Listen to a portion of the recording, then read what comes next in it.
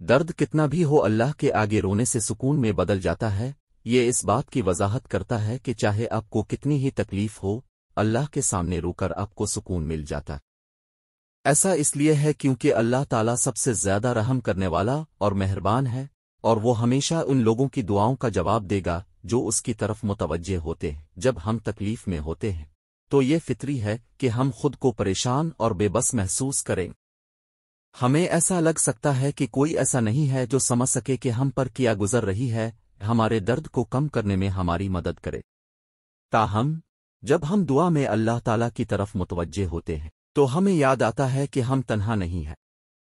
اللہ جانتا ہے کہ ہم کیا گزر رہے ہیں، اور وہ ہمیشہ ہماری دعاؤں کو سننے اور ضرورت کے وقت ہماری مدد کرنے کے لیے موجود ہے۔ اللہ کے سامنے رونا دعا کی ایک شکل۔ جب ہم دعا کرتے ہیں تو ہم اپنے آپ کو اللہ کے سامنے پیش کرتے ہیں اور اس سے مدد مانگتے ہیں۔ ہم یہ تسلیم کر رہے ہیں کہ ہم کمزور ہیں اور ہمیں اس کی طاقت کی ضرورت ہے۔ یہ عملی اطاعت ہمیں سکون اور راحت دے سکتا ہے، یہاں تک کہ تکلیف کے درمیان بھی سکون لانے کے علاوہ اللہ کے سامنے رونا ہمیں طاقت اور لچک پیدا کرنے میں بھی مدد کر سکتا۔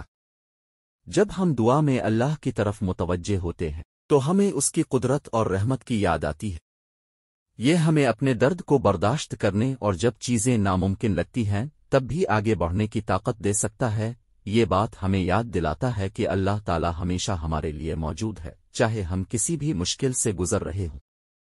جب ہم دعا میں اس کی طرف متوجہ ہوتے ہیں تو وہ ہمیں وہ سکون، طاقت اور لچک عطا کرے گا جس کی ہمیں اپنے درد پر قابو پانے کے لیے ضرورت ہے۔ یہاں رونا تکلیف کے اظہار کا ایک فطری انسانی رد عمل ہے۔ یہ ہمارے جذبات کو نکالنے اور مدد کی ضرورت کا اظہار کرنے کا ایک طریقہ ہے۔ جب ہم اللہ کے سامنے روتے ہیں تو ہم صرف اپنے درد کا اظہار نہیں کر رہے ہوتے، ہم اپنے آپ کو اس کے سامنے پیش کر رہے ہیں اور اس سے مدد مانگ رہے ہیں۔